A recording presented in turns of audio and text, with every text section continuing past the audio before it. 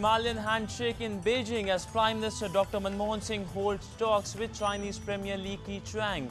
Both countries pledge to further economic ties, also signed 9 pacts including the border agreement on border defence cooperation.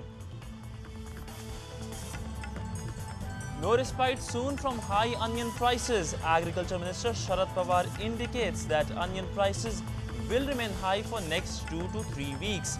Asks states to crack down on hoarders. Markets tank. Sensex loses 97 points to close at 20,768 levels. Nifty fails to hold 6,200 levels, closes at 6,178 levels. And tablet wars get fierce. Apple unveils a new, slimmer and faster tablet called iPad Air. Says it's the lightest tablet. The launch comes a day after Nokia comes out with its first tablet.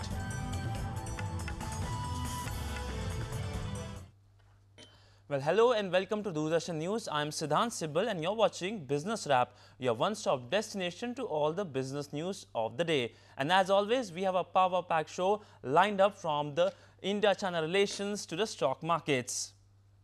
First, the top story. Today, leaders of the two most populous countries in the world met and the world noticed. Here is a special coverage of Prime Minister Dr. Manmohan Singh's visit to China.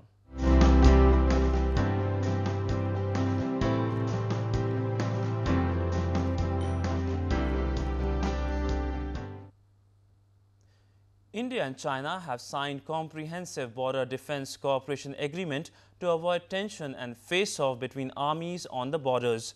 The agreement means that the two sides won't have any hostile face-offs between armies and neither will use any military capability to attack the other side. The border defence cooperation agreement was signed between the two sides after extensive discussion between Prime Minister Dr. Manmohan Singh and Chinese Premier Li Keqiang at the Great Hall of People in Beijing. The deal comes against the backdrop of a strain in ties following a series of Chinese incursions, including the prolonged one by the People's Liberation Army troops in the Depsang Valley in Ladakh in April this year.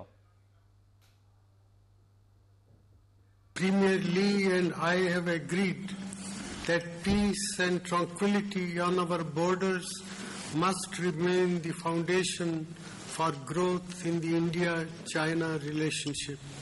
Even as we move forward, the negotiations toward a fair, reasonable and mutually acceptable settlement to the India-China boundary question. This will be our strategic benchmark. The agreement on border defense cooperation that we have just signed will add to the existing instruments to ensure peace, stability and predictability on our borders. Well, apart from the border agreement, India and China also signed 8 agreements, including the one on strengthening cooperation on trans-border rivers. Prime Minister Dr. Manmohan Singh stressed upon correcting the trade imbalance between the two countries and also the need for more investment from China. Bilateral relations. The two sides agree to maintain the momentum of the meetings between the special representatives on the boundary question, so that through negotiation and consultation we can find a fair, reasonable and mutually acceptable settlement. Well, the two sides sat for restricted and delegation-level talks that lasted over 2 hours. Dr. Singh and Premier Li met for the second time this year for talks which the Indian leader described as fruitful and productive. Prime Minister said that the two sides should maintain such relations with other countries that it does not become a matter of concern for both.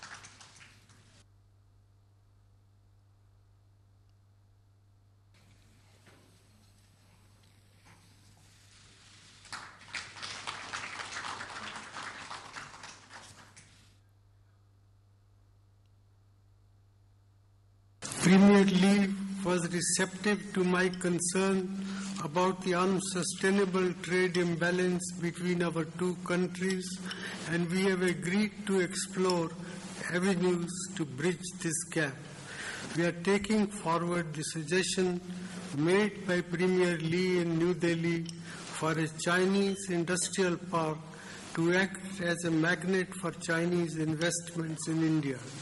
We are also exploring the possibility of the BCIM economic corridor connecting our two countries via the Southern Silk Road. On visa issue, the Prime Minister expressed hope that China will also simplify its visa issuing process for Indians.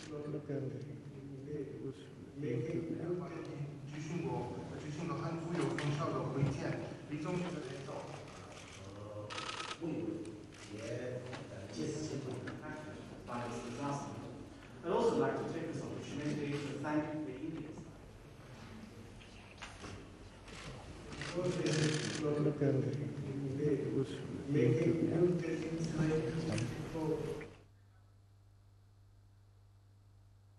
We agreed that as large neighbors following independent foreign policies, the relationships pursued by India and China with other countries must not become a source of concern for each other.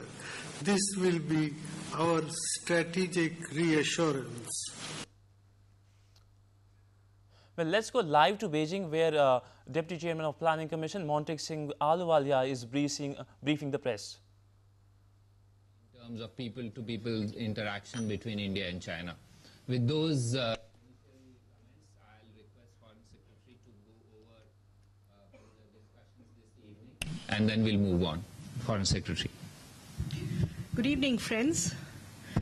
I'm very glad to confirm to you that very much like in the morning, where we had very useful and constructive discussions between the PM and the Premier, in the evening we had excellent discussions between the Prime Minister and President Xi Jinping.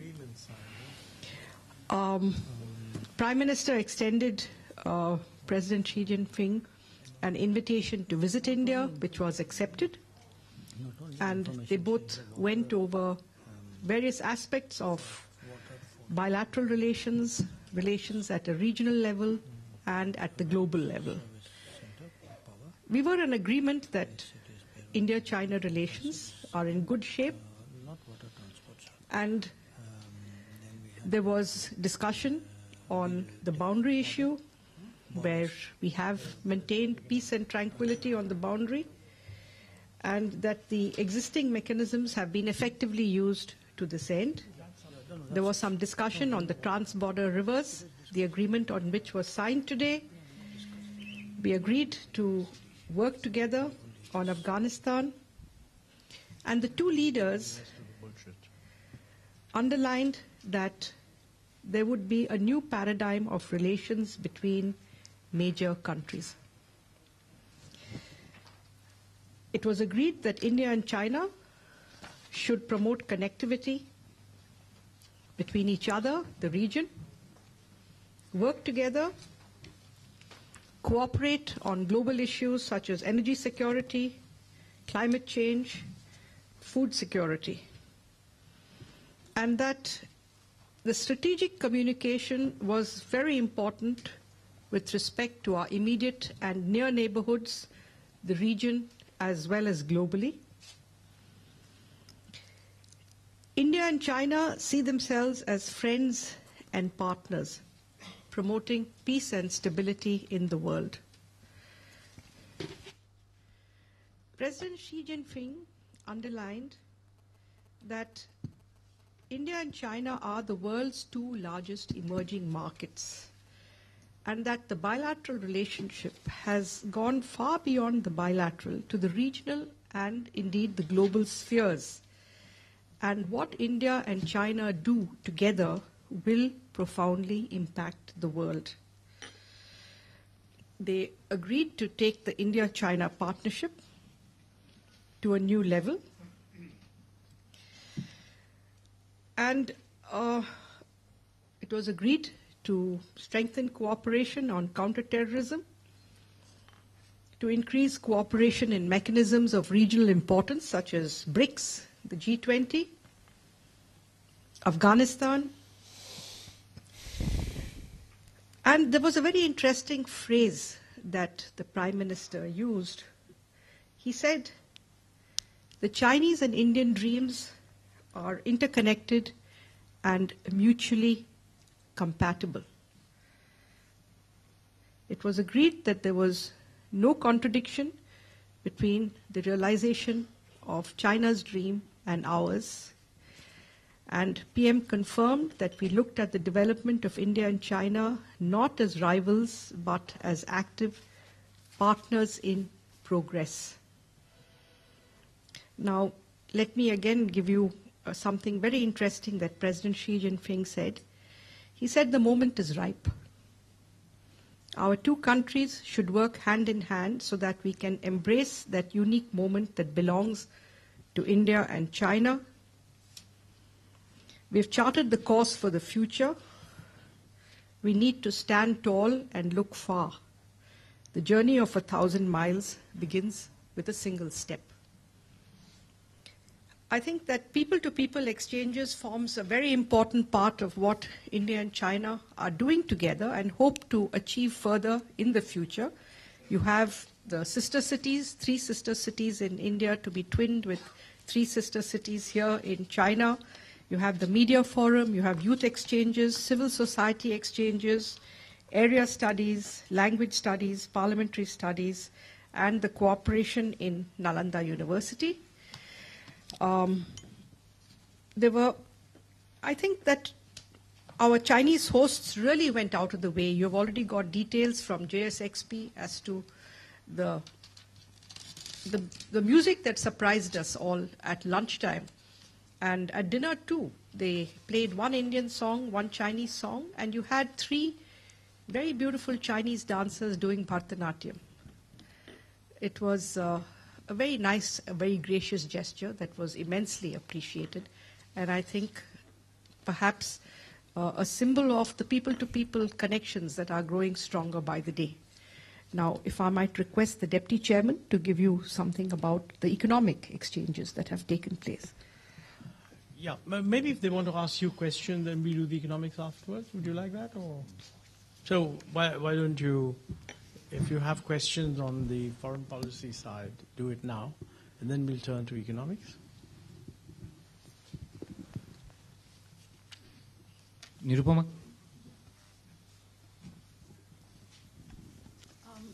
In the border agreement, I was thinking there isn't anything about resolving a dispute resolving mechanism, if I can put it that way. I mean, there are ways to minimize incidents and all that, but if a dispute arises, So that was the Foreign Secretary briefing the media after Prime Minister Dr. Manmohan Singh's meet with the President of China, Xi Jinping. Lots of newsy stuff coming out of that meet, including the fact that both the leaders said that India and China are friends and partners promoting peace and tranquility. Also the fact that they need to focus on various issues like energy security and climate change. Well, time for a small break, but after the break, we will have a special discussion on the markets.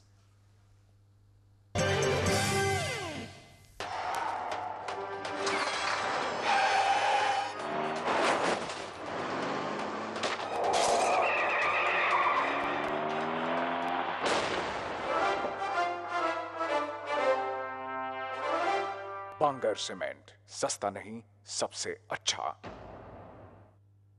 यूं ही नहीं हो जाती आपकी कही हर बात खास। यूं ही नहीं खड़े हो जाते लोग किसी के आने पे।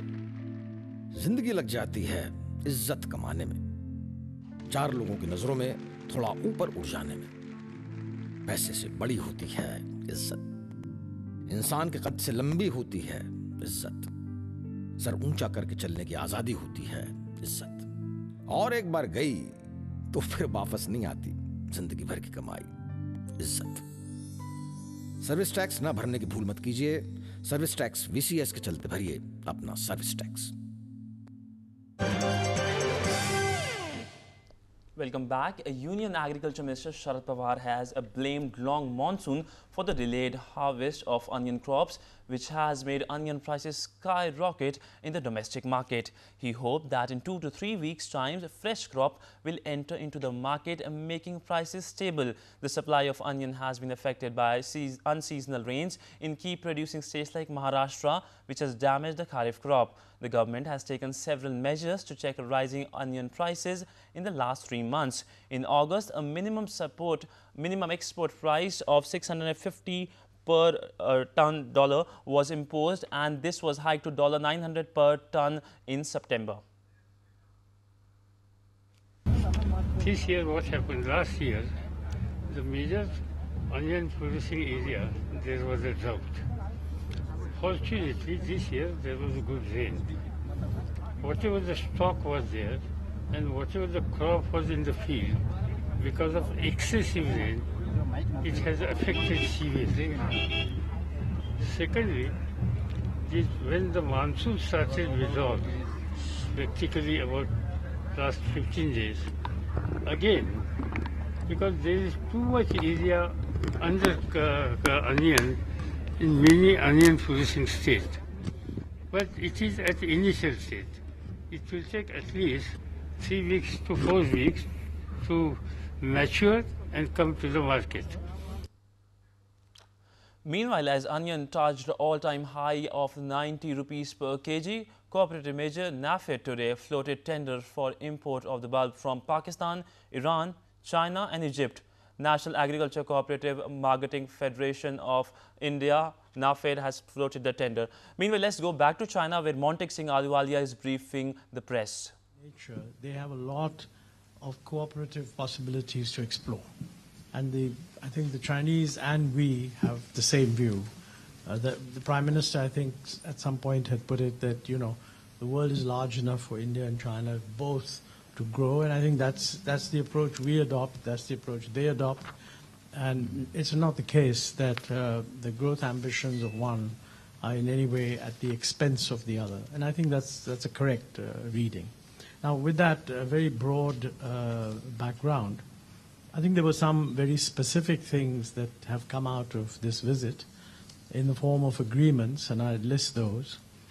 And, you know, during the luncheon meeting, the Prime Minister asked me to brief their Prime Minister on what has been happening in the strategic economic dialogue.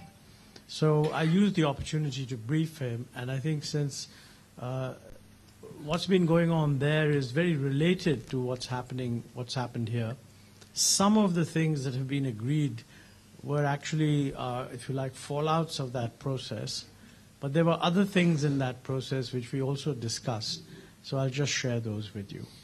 Now, as far as the actual agreements that were signed today, you know about the water, the creation of a forum for sharing information, raising other important issues, taking up issues that are relevant for rivers that cross borders. I think that's a very important agreement, and it gives us the opportunity to do quite a lot in understanding each other's positions. And I think the Chinese have made it also quite clear that they are very aware of our concerns on these matters and that they have no intention really of acting in a manner that could be viewed as prejudicial. But the important point is that there is now an agreement, that there is now a forum, so if anybody has any questions, they can raise those questions, and hopefully it will develop into a good cooperative arrangement. There's an MOU on roads. I think it's very clear that we are launched on quite a major program of road development. The Chinese have done an extraordinarily good job on road development. So an MOU which gives a framework in which the two governments can exchange views, exchange best practices, look at how people are solving problems here, would be of great help to us as we pursue the infrastructure development agenda in the area of roads.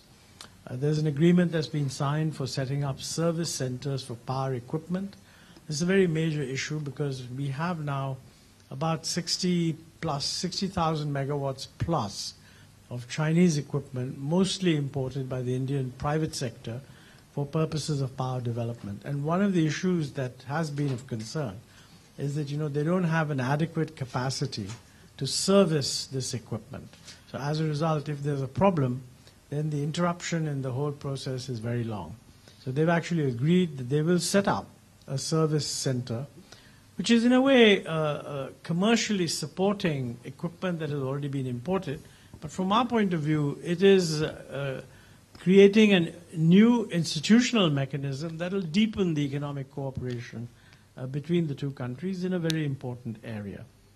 There's the agreement on pairing of cities, which to some extent can be said to emerge out of some of the ideas that were discussed in the strategic economic dialogue, which is the whole issue of urban sustainability. I mean, we've constantly been telling the Chinese that, they have 52% of China now is urban.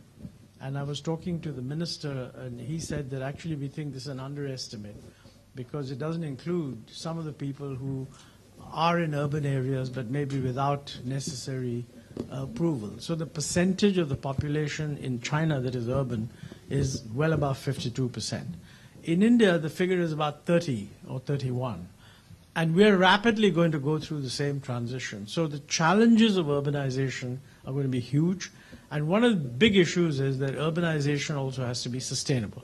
So this agreement, by pairing three cities, Delhi with Beijing, Bangalore with Chengdu, and Kolkata with Kunming, I think this provides a forum in which city-level officials can start taking an interest in what we can learn. Because, it's one thing to say these things at a central government level, to say these things at a planning commission level, even to say these things at an urban ministry level. But I think the real benefit will come when cities in India look at how cities in China are managing this transition and get back and ask themselves, how is it that they can get the same flexibility to do what is necessary? I mean, I would certainly say that back home, I've discussed this with the chairman of the National Development and Reforms Commission, that the pairing idea of Bangalore with Chengdu is something that we should move quickly to try to operationalize. Now, when I say we, it cannot be operationalized except by the primary actors, which would be the people in charge of Bangalore. But it gives them, the agreement provides a forum where at an urban level, people can really start looking at what is possible elsewhere and learn a little bit from that, what can be done in India. And in that process, there may well be areas of collaboration between the two countries, not just looking at best practices. The issue of imbalance in trade, of course, was discussed, and their prime minister, they recognize that this is a problem. I think they also recognize that the Chinese government can actually help in redressing this imbalance, basically by looking at a lot of non-tariff barriers that very often limit the amount of trade. I would say that, when we are talking to our own people, we should not assume that there's no fault on our side. I mean, whenever you have a deficit, it's not necessarily the task of the country that has a surplus to sort out the problem. A lot of it has to be done by us, and I think we need to do that. But I think it is true to say that in some of the areas where we have demonstrated comparative advantage, like, for example, pharmaceuticals, there are... So that was Deputy Chairperson of the Planning Commission briefing the press there, saying that the world is large enough for both India and China to grow. Time for another short break. After the break, we'll discuss the markets. सुनो, गाड़ी की चाबी तो ले लो। आज no चाबी। आज से मेरा कारपूल स्टार्ट हो रहा है। सॉरी यार, लेट हो गया। सुनो। हाँ। Thank you. थैंक यू क्यों? मेरी डायमंड रिंग के लिए। Diamond ring? अब तुम कारपूल कर रहे हो, इसका मतलब हर साल हम फ्यूल बिल पे 50,000 तक तो बचा ही लेंगे। अब इतने में तो डायमंड रिंग आ ही जाएगी। आखिर बात तो एक ही है ना? कारपूल करें और सालाना 50,000 रुपए तक बचाएं। Brought to you by PCRA in public interest. बचा बचा के, छुपा छुपा के, बचा बचा के छुपा छुपा के बचा बचा के छुपा छुपा के पानी की इतनी किल्लत, कहीं ये आपका भविष्य तो नहीं? ऐसे भविष्य से बचने के लिए बारिश के पानी का संरक्षण कीजिए और पानी रखिए बचा बचा के।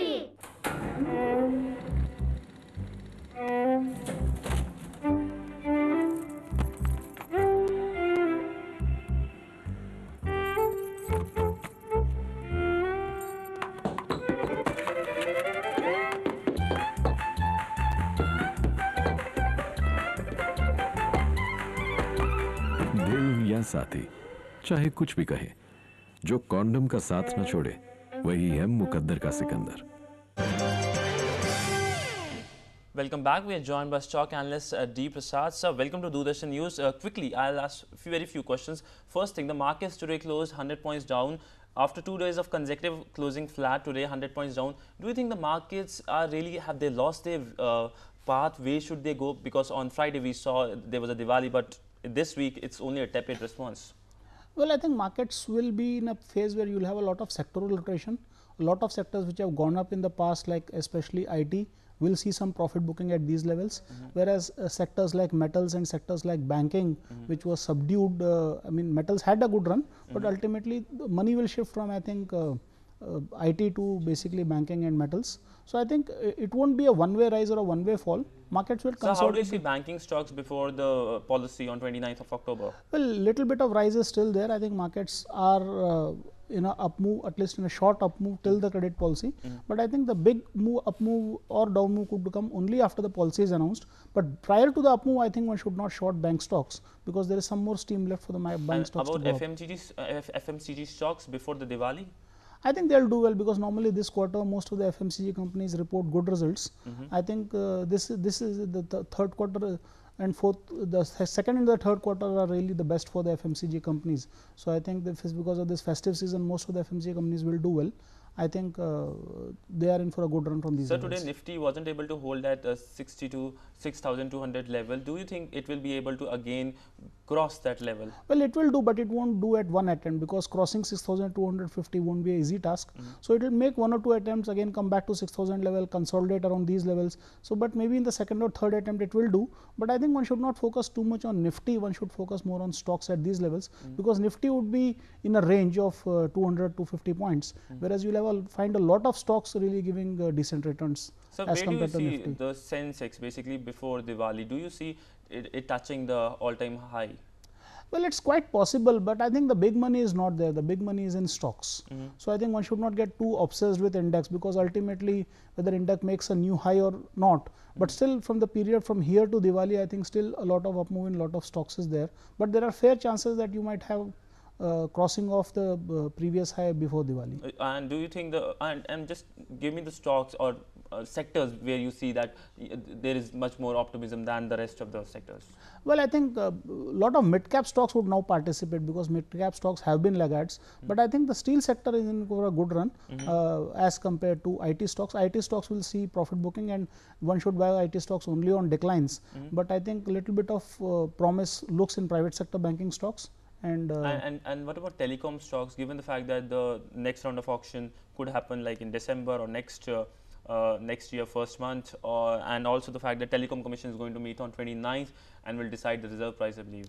Well, a few of the telecom stocks are looking good. I don't think one can take a call on sector as such, but I think here one should do a bottoms-up approach and find stocks which are doing well. There are 2 or 3 stocks in the telecom sector which are in for a decent up move from current levels. And auto stocks, the numbers are starting to pour in. Hero Honda reported its number today. Well, auto stocks I think it should do well. I think, but all depends on the credit policy whether we have a interest in repo rate hike or not. So auto stocks won't have a big move. Tata Motors I think because that is more dependent on global markets rather than domestic markets. But all of the auto stocks won't move up in a big way. They'll be range bound basically till the new credit policy. And comes. so finally, just tell me the cues for the markets for next 2 or 3 weeks before Diwali. Well, I think the credit policy. The credit policy. I think markets would eagerly wait for the credit policy. So 29 FMCG on 29th Fed is also going to have its meet. Do you think it will affect the markets?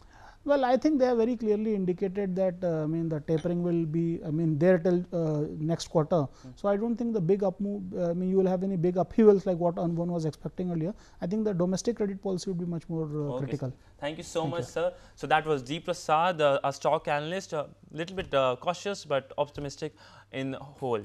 Well, that's all in this edition of Business Wraps. Thanks for watching. Namaskar.